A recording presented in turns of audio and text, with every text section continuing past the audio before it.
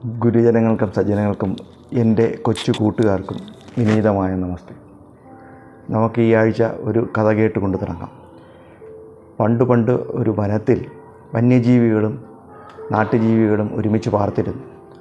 നാട്ടുജീവികളിൽ കഴുതകളായിരുന്നു എണ്ണത്തിൽ കൂടുതലുള്ളത്. കഴുതകളൊരിക്കൽ ഒത്തുകൂടി ഒരു നേതാവിനെ തിരഞ്ഞെടുക്കുകയും ആ നേതാവായ കഴുതയെ വനത്തിലെ രാജാവാക്കാൻ പ്രമേയം പാസ്സാക്കുകയും ചെയ്തു. എന്നാൽ മറ്റു ജന്തുക്കളും ഒരുമിച്ച് അതിനെ എതിർക്കുകയും ബുദ്ധിമാനും കാരുണ്യവുമുള്ള ഒരു സിംഹത്തിനെ തന്നെ രാജാവായി അവരോധിക്കുകയും ചെയ്തു.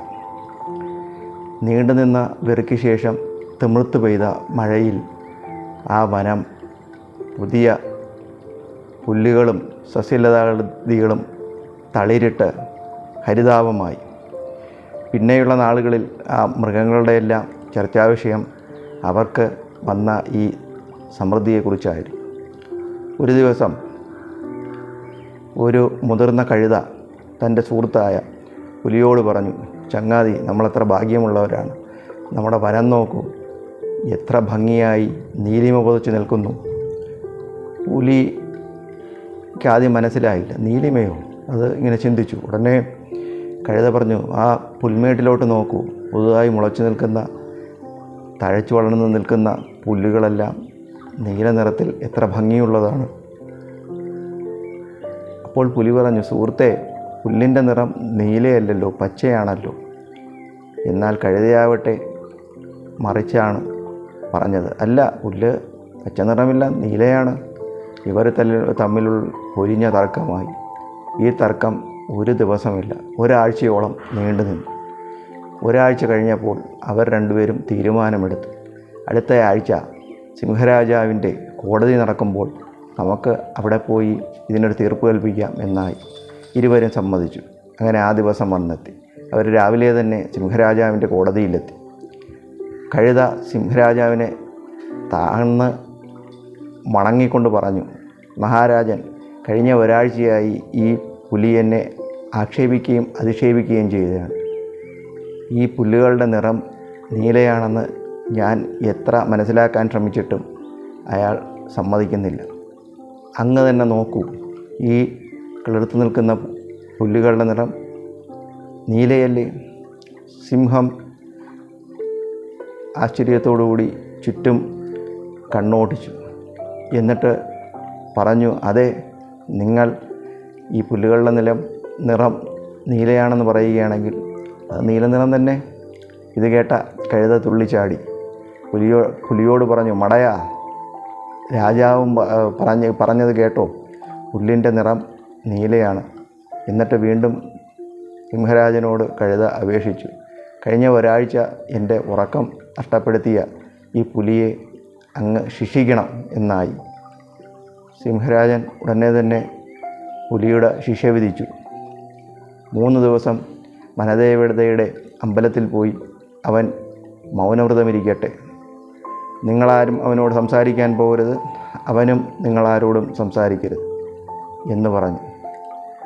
വിധി ഏറ്റുവാങ്ങിയ പുലി നേരെ വനദേവതയുടെ അമ്പലത്തിൽ പോയി.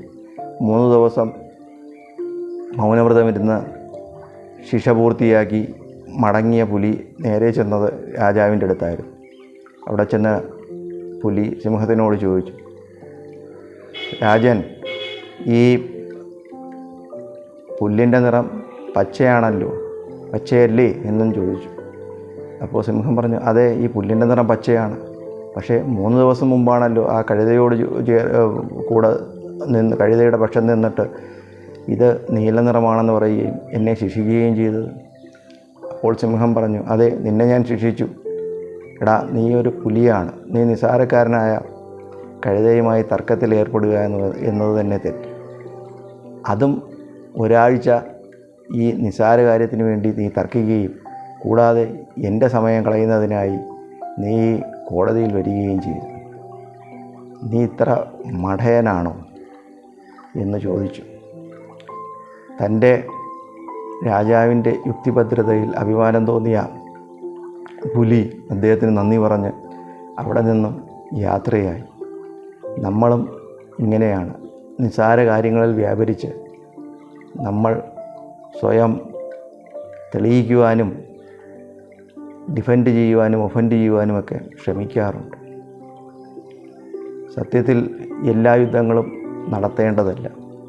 നമ്മൾ ശരിയാണെന്ന് തെളിയിക്കുവാൻ വേണ്ടി നമ്മൾ മറ്റുള്ളവരുടെ മുമ്പേ ആർഗ്യൂ ചെയ്യേണ്ടതില്ലെങ്കിൽ തർക്കിക്കേണ്ടതിൻ്റെ യാതൊരു ആവശ്യവുമില്ല. അവർക്ക് മനസ്സിലായില്ലെങ്കിൽ അത് വിട്ടുകളയുക. അല്ലാതെ ആവശ്യമില്ലാതെ തർക്കിച്ച് നമ്മളുടെ സമയവും എനർജിയും ഊർജവും കളയരുത് എന്നുള്ള ഗുണപാഠമാണ് ഈ കഥയിൽ നിന്നും നമ്മൾക്ക് കിട്ടുന്നത്. മറ്റൊരു കഥയുമായി നിങ്ങളെ കാണുന്നതുവരെ ഞാൻ രാകേഷ് ചീമര വിടവാങ്ങുന്നു. സ്വസ്തി പ്രജ്ഞാവ്യ പരിപാലയാന്താം ന്യായേണ മാർഗേണ മഹിമഹിഷ ഗോബ്രഹ്മണേഭ്യോ സുഖമസ്തു നിത്യം ലോകാ സമസ്താ സുഖിനോ ഭവന്തു.